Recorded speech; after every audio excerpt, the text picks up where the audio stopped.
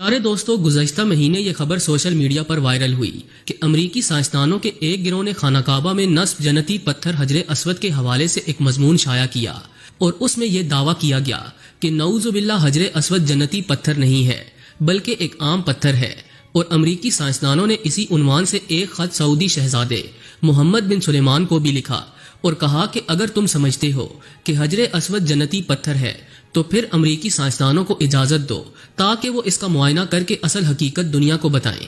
پہلے پہل تو سعودی شہزادے نے ٹال مٹول سے کام لیا، مگر جب امریکی سائنسدانوں نے اس بات کو بنیاد بنا کر اسلام مخالف پروپیگنڈا شروع کر دیا تو سعودی شہزادے نے امریکی سائنسدانوں کو حجر اسود کے معائنے کے لیے سعودی عرب آنے کی دعوت دے ڈالی، جس کے بعد امریکی سائنسدانوں کے اس گروپ نے 2 قابل ترین سائنسدان منتخب کیے اور انہیں جدید ترین آلات دے کر سعودی عرب روانہ کر دیا۔ جب یہ امریکی سائنسدان خانہ کعبہ میں پہنچے تو وہاں موجود کئی زائرین ان غیر مسلموں کو دیکھ کر آگ بگولا ہونے لگے کہ بھلا مکہ میں کوئی غیر مسلم کیسے داخل ہو سکتا ہے، مگر پھر سعودی شہزادے نے وضاحت کی کہ اگر انہیں یہ ریسرچ کرنے سے منع کر دیا جاتا تو ان کے دل میں موجود بے ایمانی مزید بڑھ جاتی اور وہ یہ تصور کر لیتے کہ شاید مسلم مذہب میں کچھ تو ایسا ضرور ہے جو وہ دنیا سے چھپانے کی کوشش کر رہے ہیں۔ امریکی سائنسدان اپنے ساتھ کئی مشینیں بھی لے کر آئے تھے جس کے ذریعے وہ حجر اسود کی جانچ پڑتال کرنا چاہتے تھے۔ سعودی شہزادے محمد بن سلیمان بھی خانہ کعبہ میں تشریف لائے جبکہ سعودی حکام بھی موجود تھے۔ دوستو، امریکہ سے آنے والے ان دونوں سائنسدانوں میں سے ایک آگے بڑھا اور اس جنتی پتھر کو غور سے دیکھنے لگا۔ یہ اپنے ساتھ کئی کیمرے اور مشینیں لایا تھا جس سے وہ حجر اسود کی بناوٹ اور خدوخال کو چیک کرنا چاہتا تھا۔ جب اس نے اس مشینری سے حجر اسود کی جانچ پڑتال کرنا شروع کی تو کچھ ہی دیر میں اس کے چہرے کا رنگ بدلنے لگا، اس کا وجود زرد پڑنے لگا، چہرے پر پسینے کے قطرے آنے لگے۔ وہ جیسے جیسے معائنہ کرتا جا رہا تھا اس کی حیرانی اور پریشانی مزید بڑھتی چلی جا رہی تھی۔ اچانک وہ گہری اور لمبی سانسیں لینے لگا، گویا اس کی سانس اٹک گئی ہو۔ تھوڑی دیر بعد اس کے منہ سے یہ الفاظ نکلے، یہ پتھر تو واقعی اس دنیا کا نہیں لگتا، یہ پتھر بے حد قیمتی ہے، یہ تو کائنات کا سب سے عظیم پتھر ہے۔ پھر وہ امریکی سائنسدان خاموشی سے مسلسل کئی منٹس تک ٹکٹکی باندھے حجر اسود اور اپنی مشینوں کو دیکھتا رہا۔ لوگوں کو یہ گمان ہونے لگا کہ شاید یہ عبرت کا نشان بن چکا ہے۔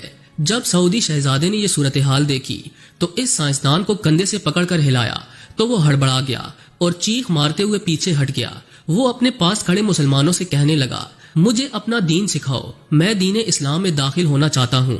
اتنے میں ایک باریش بزرگ نے اسے کلمہ پڑھوایا اور مسلمان کیا، جس کے بعد اس کی حالت غیر ہونے لگی اور وہ بے ہوش ہو کر زمین پر گر گیا۔ اس کی حالت کو دیکھتے ہوئے سعودی شہزادے نے اسے فوراً ہسپتال منتقل کرنے کا حکم دیا۔ 2 ہفتوں تک وہ امریکی سائنسدان ہسپتال میں بے ہوش پڑا رہا۔ جب ہوش میں آیا تو اسے باقاعدہ اذان سنائی گئی اور قرآن مجید کی تلاوت سنائی گئی تو وہ روتے ہوئے کہنے لگا کہ میں تو حجر اسود کو کوئی عام پتھر سمجھتا تھا، مگر جب میں نے اس کو غور سے دیکھا تو میں اس میں یوں کھو گیا کہ جیسے میں دنیا سے بیگانہ ہو چکا ہوں۔ اس پتھر میں مجھے پوری کائنات نظر آ رہی تھی، جو راز اس پتھر میں موجود ہیں اگر میں وہ کھوجنا شروع کر دوں تو شاید کئی سال گزر جائیں، مگر پھر بھی میں اس پتھر کی بناوٹ کو نہ سمجھ سکوں گا۔ مجھے تو یہ پتھر پوری کائنات سے بھی زیادہ وزنی معلوم ہو رہا ہے۔ یہ پتھر جس نے بنایا یقیناً وہ خدا ہی کی ذات ہے۔ دوستو، اتنا کہہ کر وہ امریکی سائنسدان رونے لگا اور کہنے لگا مجھے اسلام کے بارے میں مکمل معلومات دی جائے۔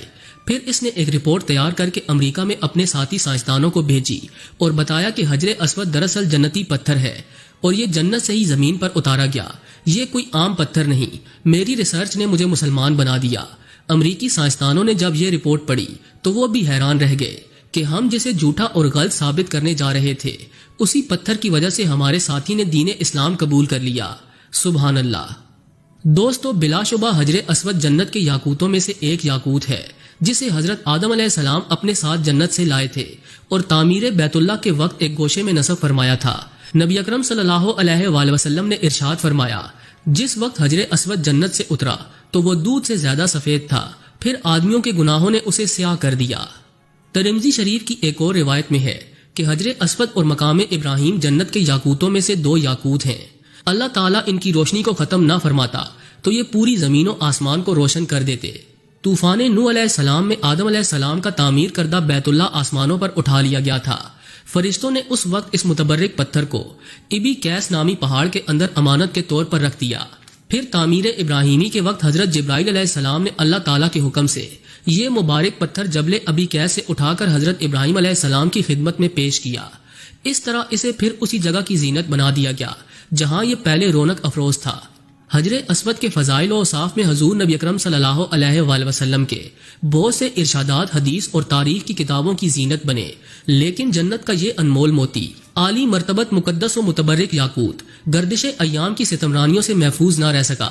متعدد بار اسے فساق و فجار ظالموں کے ہاتھوں تختہ مشق بننا پڑا، بارہا حوادث کا شکار ہوا اور اس کے نازنین بدن پر کتنے ہی مرتبہ زخم بھی آئے۔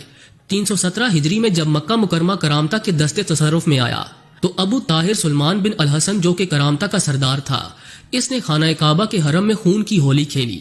8 ذی الحج 317 ہجری کو اس قدر قتل عام کیا کہ حجاج کی لاشوں سے زمزم کا کنواں بھر گیا۔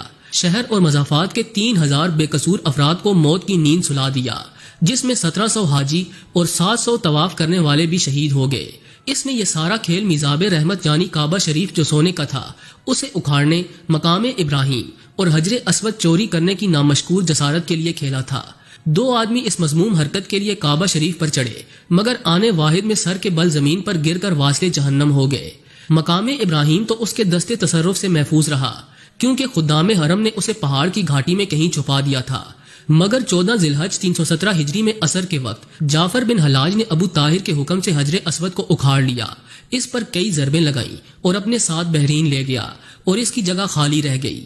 تقریباً 22 سال تک یہ مقدس پتھر بحرین میں ابو طاہر کے پاس رہا اور پھر متعدد کوششوں سے اسے واپس لایا گیا۔